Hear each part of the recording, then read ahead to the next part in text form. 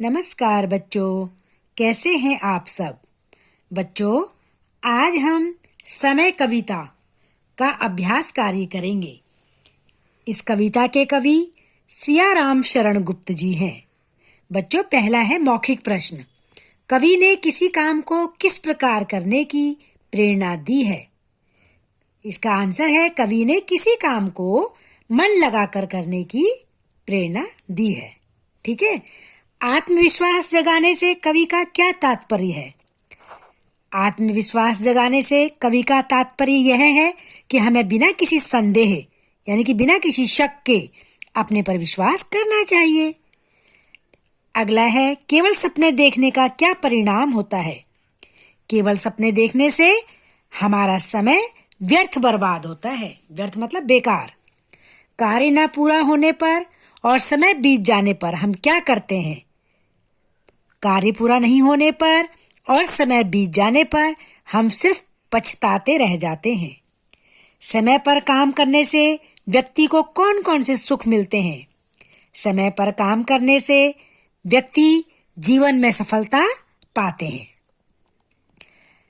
किसी व्यक्ति को जीवन में सुख क्यों नहीं मिल सकता, या किस व्यक्ति को जीवन में सुख नहीं मिलता है? समय को व्यर्थ गंवाने और समय के महत्व को न समझने वाले व्यक्ति को जीवन में सुख नहीं मिलता। बच्चों, ये काव्यांश है, यानी कविता का एक पद्य है। उसको आपने ध्यान से पढ़ना है और नीचे दिए गए हुए प्रश्नों के उत्तर लिखने हैं। तो पहला है, इस कविता के कवि और शीर्षक का नाम लिखिए। तो कवि का नाम तो आपको पता है, सियाराम शरण गुप्त है, और शीर्षक क्या है? समय। कवि ने जीवन को किस प्रकार का माना है?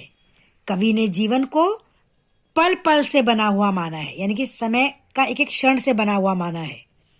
कवि के अनुसार सद्व्यय किस का किया जाना चाहिए?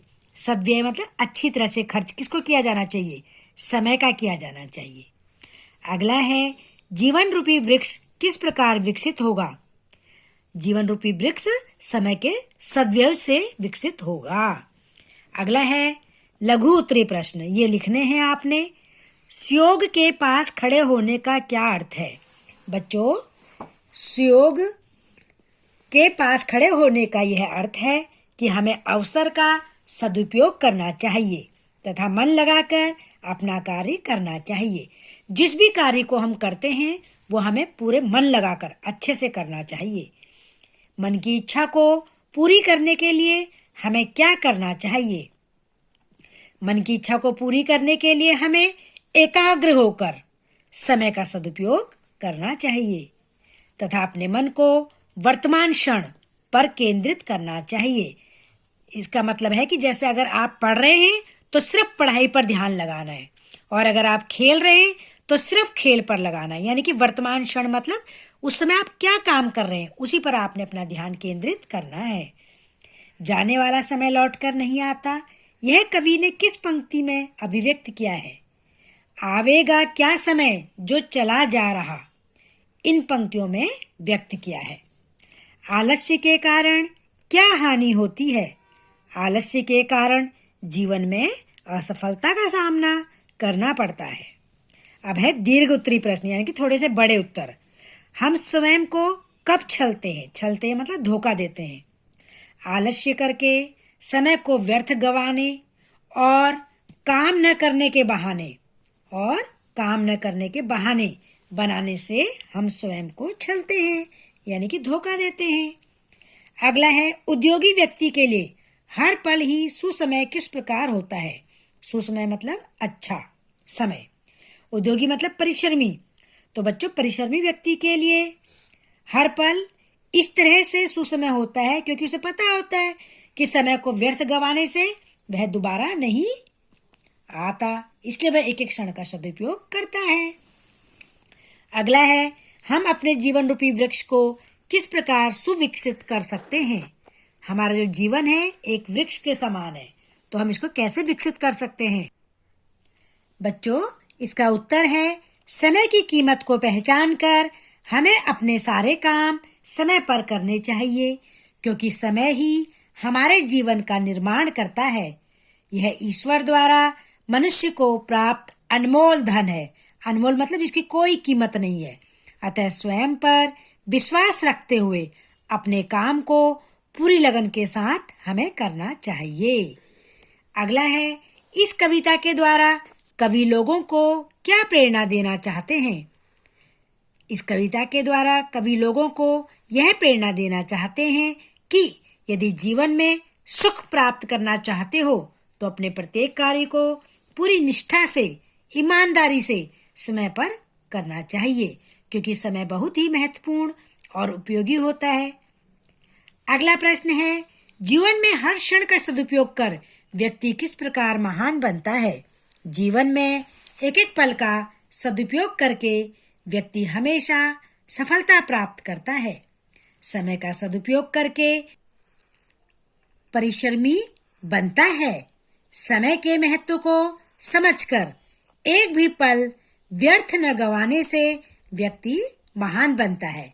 तो बच्चों, ये आपके लघु उत्तरीय और दीर्घ उत्तरीय प्रश्नों के उत्तर हैं। ये आप करिए नोटबुक में। अब हम करते हैं एक्सरसाइज। देखिए बच्चों, ये है निम्नलिखित वाक्यों में क्रिया शब्दों को रेखांकित कीजिए और दिए गए स्थान पर उनके भेद का नाम लिखिए कि क्रिया सकर्मक है या अकर्मक। आप सभी को पता है कि जिस शब्द से किसी काम के करने या होने का पता चलता है उसे क्रिया कहते हैं। तो अब देखिए, इसमें बीत रहा है ना। इधर देखिए, सफल बनाओ, ये बनाओ, इसमें बनाओ। इधर कर रहे हैं, इधर लगा दो। इधर पढ़ रहे हैं, इधर देख रहा है, इधर बना रहे हैं, इधर जा रहा है। ये क्रिया है, ठीक है। अब देखिए, सुसमय क्या बीत रहा है? कोई जवाब मिल रहा है आपको? हमने क्रिया से पहले क्या प्रश्न करना है, तो सुसमय क्या बीत रहा है, तो कोई जवाब ही नहीं मिल रहा, तो इसका मतलब ये अकर्मक क्रिया है। तुम जीवन को क्या बनाओ, तो जवाब मिल गया सफल बनाओ, तो इसका मतलब ये सकर्मक क्रिया है। बच्चे कर रहे हैं, बच्चे क्या कर रहे हैं, तो जवाब मिल गया काम कर रहे हैं, इसका मतलब ये सकर्मक क्रिया है। काम में क्या लगा दो, चित्त लगा दो, मन लगा दो, तो यहां भी जवाब मिल रहा है, तो इसका मतलब ये भी सकर्मक क्रिया है। अब देखिए, बच्चे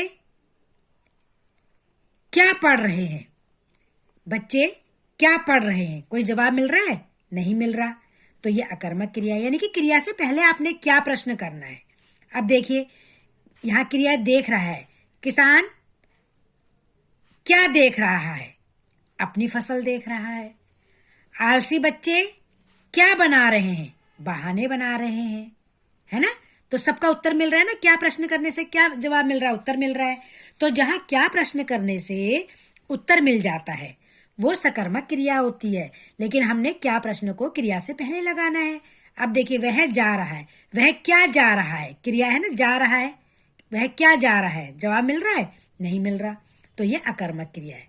ठीक है बच्चों, अब आगे देखिए, निम्नलिखित शब्दों की मानक वर्तनी पर सही का चिन्ह लगाइए। उद्योगी इस तरह से भी लिख सकते हैं और उद्योगी को इस तरह से भी लिखते हैं। बुद्धि को ऐसे भी लिखते हैं और बुद्धि को इस तरह से लिखते हैं। विद्यालय को ऐसे ये है विद्यालय, इसको इस तरह से भी लिखा जाता है। गंगा ऐसे लिखा है और गंगा को ऐसे भी लिखा जाता है। अर्ध ऐसे लिखा है, अर्ध को ऐसे भी लिखा जाता है। शुद्ध को ये शुद्ध लिखा हुआ है ना, इसको इस तरह से भी लिख सकते हैं। चिन्ह को इस तरह से भी लिख सकते हैं। अब बच्चों, निम्नलिखित वाक्यांशों के लिए एक शब्द लिखना है। जो आत्मा से संबंधित हो उसे आत्मीय कहते हैं या आत्मिक कहते हैं। ओके। कोई कामकाज न करने वाला कौन होता है? आलसी होता है या फिर बेरोजगार होता है। परिश्रम पूर्वक काम करने वाला कौन होता है? कर्मठ होता है, यानी कि परिश्रमी होता है। ईश्वर में आस्था रखने वाले को क्या बोलते हैं? आस्तिक बोलते हैं। और जो ईश्वर में आस्था नहीं रखता उसको नास्तिक बोल देते हैं। आ के स्थान पर ना लगा देंगे, नास्तिक। हर प्रकार से यानी कि सर्वथा। दूसरों की भलाई करने वाला कौन होता है? परोपकारी होता है। उपकार को मानने वाला, अगर हम किसी पर उपकार करें वो हमारी बात को माने और वो उसको याद रहे कि हाँ इसने मेरे लिए अच्छे कार्य किया है, इसने मेरा भलाई की है, तो हम उसे क्या बोलते हैं? कृतज्ञ। और अगर मान लो हमने किसी के लिए किसी पर उपकार किया है और वो हमारा एहसान ही नहीं मान रहा है, तो उसे हम क्या बोलेंगे? कृतघ्न। ये घ है, घन, कृतघ्न। तो बच्चों ये आपकी एक्सरसाइज है। अब आपने इसमें से जो लघु उत्तरीय प्रश्न है और दीर्घ उत्तरीय प्रश्न, ये दोनों को अपनी नोटबुक में लिखना है और सारा काम अपनी बुक में पूरा करना है। चलिए बच्चों, धन्यवाद।